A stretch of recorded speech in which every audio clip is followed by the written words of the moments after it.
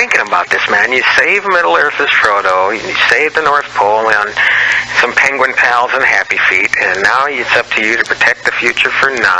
Yeah. I'm thinking, man, you must love carrying the weight of the world on your shoulders. That's funny. Yeah, I guess there is something, I mean, I don't even know if it's so much that I'm attracted to those kinds of roles, or is it just that those kinds of stories are so common, you know? Yeah.